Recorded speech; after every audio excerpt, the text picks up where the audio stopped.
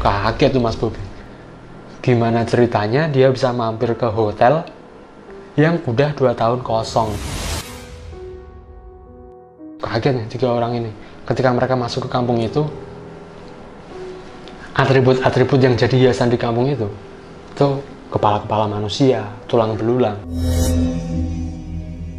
Dan ternyata benar, suku ini ternyata merupakan salah satu suku kanibal.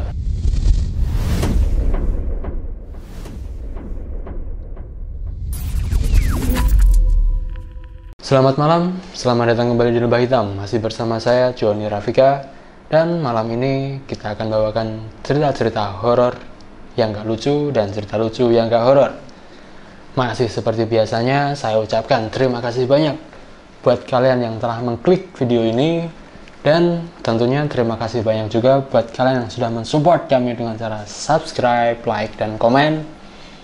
Terus, semoga selalu diberi kelancaran, semoga selalu diberi kesehatan, dan selalu diberi kelimpahan dalam segala macam urusannya. Dan malam ini kita punya sebuah cerita kiriman dari teman kita. Ya, kali ini namanya kita samarkan lagi ya. Yang namanya Bobby. Nah, jadi Mas Bobby ini menceritakan kisah di masa mudanya ketika masih lucu-lucunya. Dan ketika itu Mas Bobby pernah, kalau sekarang orang-orang bilang staycation, atau mungkin lebih tepatnya short time di sebuah hotel. Dan ternyata hotel itu sudah beberapa tahun terbengkalai gitu. Dan nggak usah lama-lama lagi. Buat kalian yang belum subscribe, buruan subscribe, dan jangan lupa like, komen, dan share. Terus buat kalian yang punya pengalaman atau cerita horor lainnya, boleh banget buat kirim ceritanya ke alamat email kita atau bisa DM ke Instagram kita yang ada di bawah. Dan nggak usah lama-lama lagi, kita langsung ke ceritanya.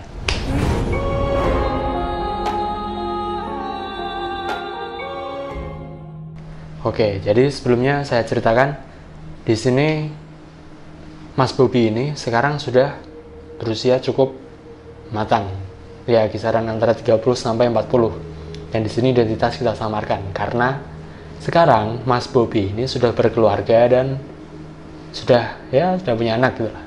Karena ini kisah kenakalan di masa mudanya, jadi semuanya harus disamarkan. Itu dari kebijakan pengirim cerita. Nah, jadi ceritanya ketika itu Mas Bobby masih berusia sekitar 20-an. Dan Mas Bobby ini masa mudanya itu dia berprofesi sebagai seorang jurnalis, fotografer.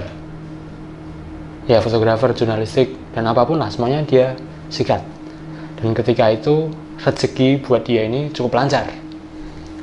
Cuman yang namanya anak muda ya kan, dan masih nakal-nakalnya, dia nggak mikir tuh masa depan. Walaupun duitnya banyak, dia nggak mikir buat nabung, entah mungkin buat apa. Pokoknya semuanya dipakai buat seneng-seneng.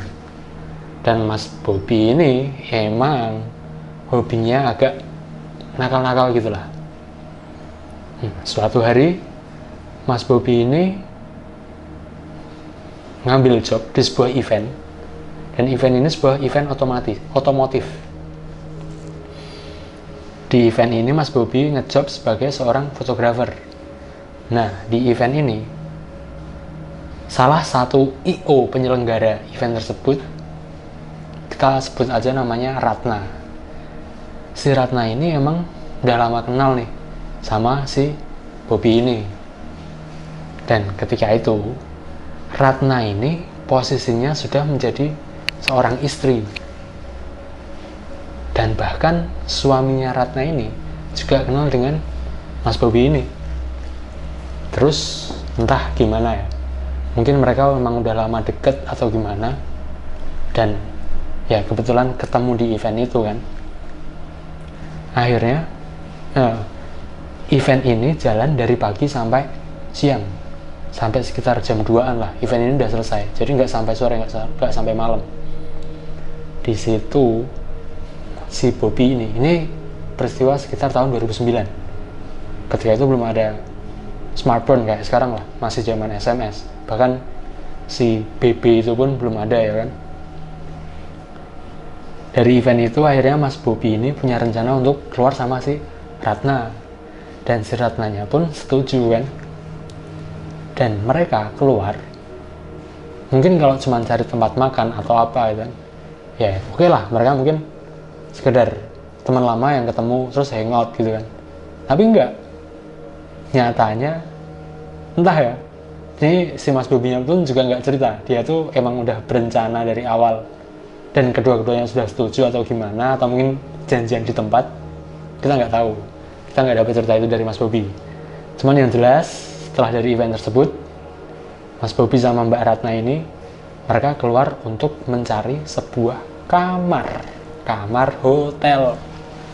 Dan ya, di tahun 2009 itu belum semudah sekarang ya buat nyari kamar kayak gitu. Belum ada aplikasi, belum ada si O itu atau si ini, ya teknologi belum semaju sekarang lah. Akhirnya mereka jalan-jalan tuh, berdua jalan-jalan, bingung kan nyari hotel sana sini. Akhirnya ketemulah salah satu hotel di pinggiran kota Salatiga. Nah, dan hotel ini kita kasih clue-nya aja ya, terletak di dekat sebuah rumah sakit yang cukup besar lah di kota Salatiga. Terus udah, mereka masuk ke hotel itu, parkir, dan ketika sampai di parkiran nggak ada pengunjung sama sekali, cuman mereka berdua datang, parkir, masuk ke lobby ya masih biasa aja kayak hotel pada umumnya, dan di situ ada pelayan kan.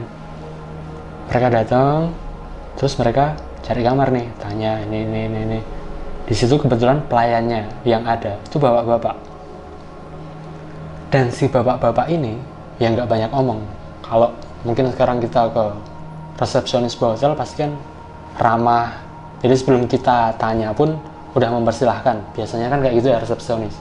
Cuman kali ini enggak, si bapak-bapak ini cuma diem, tanya ada kamar, ada, harganya berapa, gini, ya ngomong seadanya, terus bayar biasa, terus diambilin kunci, diantar ke kamar, dan masih nggak ada apa-apa. Kamarnya semuanya normal, tempatnya bersih kayak hotel pada umumnya lah. Cuman hal yang aneh yang dirasakan Mas Bobi di situ, hotel ini bersih, rapi, semuanya rapi, bersih, nggak ada yang aneh. Tapi baunya, aroma dari hotel itu nggak sedap.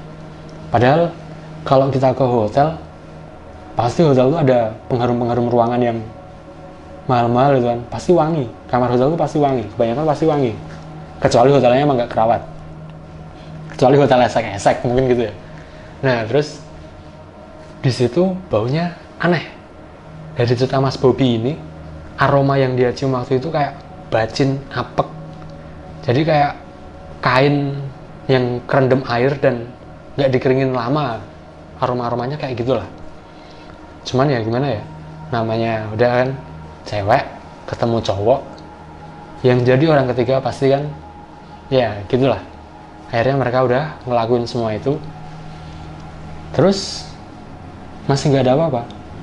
Dan kebetulan mereka berdua ini emang nggak berencana untuk bermalam, jadi short time gitulah.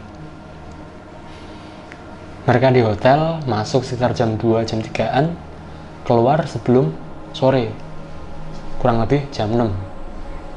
Ini emang, nah kali ini yang ceritain sama Mas Bobi emang sengaja mainnya siang.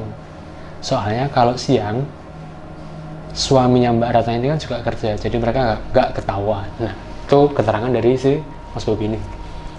Dah, hari itu berlalu, semua urusannya selesai. Keanehan yang dirasa Mas Bobi cuman aroma yang ada di hotel itu. Sampai beberapa hari kemudian, kebetulan Mas Bobi ini ngelewatin lagi hotel tempat dia kemarin. Tapi yang aneh, hotel ini udah beda sama yang pertama kali dia datengin. Jadi bangunannya itu udah lama nggak keurus. Bahkan di beberapa bagian di gedung itu udah tumbuh rumputan, tanaman-tanaman liar gitu. Dia kaget dong.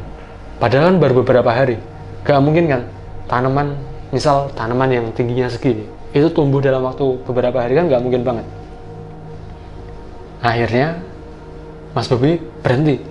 Seketika dia lewat itu, dia berhenti, dan kebetulan di depan hotel ini ada penjual makanan di pinggir jalan gitulah. Dia mampir, dia beli makanan seadanya. Sebenarnya kan cuma buat biar dia bisa ngobrol sama penjualnya kan. Dan di situ akhirnya dia tanya, "Loh Mas, ini gedung apa ya Mas? Kok kayaknya nggak keurus, lama nggak kepake gini. Bukannya dulu hotel?" Nah, dari si penjual ini akhirnya dapat keterangan kan, "Loh, kan emang udah lama kosong Mas." Jadi dari keterangan si penjual ini, tempat ini emang dulunya hotel. Setelah hotel ini nggak laku, dia kosong, bangunannya nggak kepake, sampai akhirnya disewa sama salah satu bakery. Dan si bakery ini sama, nggak lama juga dia pakai bangunan ini, akhirnya pindah. Dan setelah itu ya masih belum ada yang nempetin. Kosongnya gedung ini setelah ditinggal sama bakery, salah satu perusahaan bakery ini ya, itu terjadi di sekitar tahun 2007. Dan Mas Bobi ini nginep beberapa hari yang lalu di tahun 2009. Ya, kaget tuh Mas Bobi. Gimana ceritanya dia bisa mampir ke hotel yang udah 2 tahun kosong, ya kan? Cuman ya udah. Dan si Mas Bobi ini emang ya cuek-cuek aja. Dan lagian dia mau cari apa lagi juga ya ngapain, soalnya itu udah kejadian. Dia cuma mikir kayak gitu. Nah, itu sebuah cerita dari Mas Bobi ini ketika dia masih melewati masa lucu-lucunya. Nah, dan malam ini saya masih punya satu cerita lagi. Dan cerita ini kalau barusan dialami sama Mas Bobi sendiri, ini cerita juga masih dari Mas Bobi ini ya, cuman bukan dia yang ngalamin. Jadi di sini si Mas Bobi ini menceritakan tentang sebuah kecelakaan pesawat. Terus dalam pesawat itu ada 2 orang pilot dan 1 orang penumpang yang selamat. Kebetulan pesawat ini jatuh di tengah hutan di sebuah daerah yang nggak kita sebutin nama lokasinya lah. Pesawat ini jatuh, 3 orang ini selamat. Terus mereka survive, ya kan? Mereka mau nggak mau harus bisa survive di tengah hutan itu. Sampai akhirnya mereka ketemu sama penduduk setempat, suku lah, masih suku pribumi setempat. Akhirnya mereka dibawa ke kampung mereka, kampung pribumi ini. Dan ternyata kaget nih 3 orang ini. Ketika mereka masuk ke kampung itu, atribut-atribut yang jadi hiasan di kampung itu kepala-kepala manusia, tulang belulang, dan itu semuanya sisa-sisa kehidupan manusia lah, kayak tengkorak-tengkorak gitu. Dan ternyata benar, suku ini ternyata merupakan salah satu suku kanibal. Mereka makan manusia. Wah, panik kan? 3 orang ini otomatis panik. Cuman akhirnya mereka dibawa untuk menghadap ke kepala suku.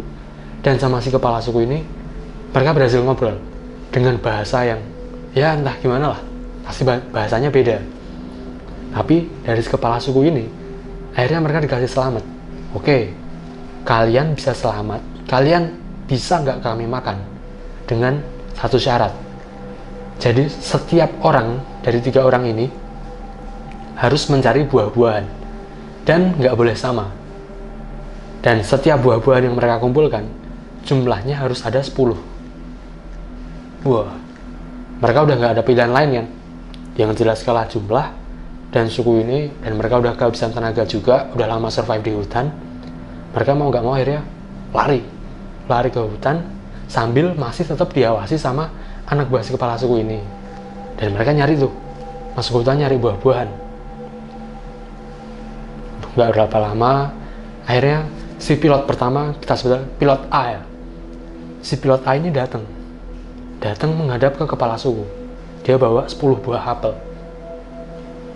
Dia bawa, dan si kepala suku ini memerintahin, "Pak, ini Pak, saya udah bawa apelnya.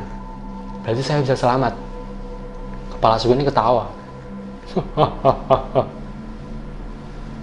Dan ternyata si kepala suku ini ngasih perintah ke pilot A ini untuk masukin 10 buah apel yang dibawa ke dalam pantatnya. Gila kan? Oke lah. Sekali lagi si pilot A ini nggak punya pilihan. Mau nggak mau dia masukin 1, 2 buah masih masuk, 3 buah. Di buah keempat dia udah nggak sanggup lagi. Dan karena dia nggak sanggup, ketawalah si kepala suku ini. Dan akhirnya dia dibunuh. Dan pilot A nggak berhasil. Datang terus pilot B. Pilot B ini datang ke kepala suku. Dia bawa 10 buah kelengkeng. Nah, dan setelah menghadap ke kepala suku, sama. Dia mendapat perintah yang sama pilot A. Jadi si kepala suku ini merintah buat masukin 10 butir buah kelengkeng ini ke dalam pantatnya. Dimasukin tuh 1, 2. Wah, kalau kelengkeng kan kecil ya, jadi dia masih selamat lah. Sampai ke buah ke-8. Dan ketika dia masukin buah ke-9,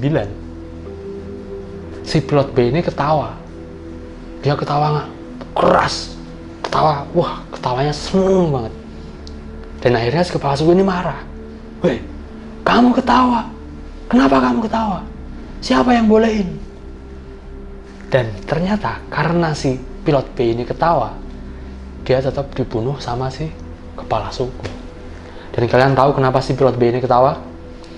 Si pilot B ini ngelihat si pilot C bawa buah durian. Nah, itu dia cerita tentang kecelakaan sebuah pesawat yang diceritakan oleh Mas Bobby. Jadi, gimana nih pendapat kalian tentang cerita barusan? Boleh banget buat tulis di kolom komentar yang ada di bawah. Terus jangan lupa like, comment, share, dan subscribe biar kita tambah semangat lagi buat bikin konten-konten seperti ini untuk kalian. Dan buat kalian yang punya pengalaman cerita horor atau pengalaman mistis lainnya, boleh banget untuk kirim ke alamat email atau DM ke Instagram kita yang kita cantumkan di kolom deskripsi. Terus saya ucapkan terima kasih banyak untuk kalian yang sudah menyimak video ini sampai habis. Semoga selalu dilancarkan segala macam urusannya, selalu diberi kesehatan dan selalu diberi kelimpahan. Dan sampai jumpa di episode selanjutnya.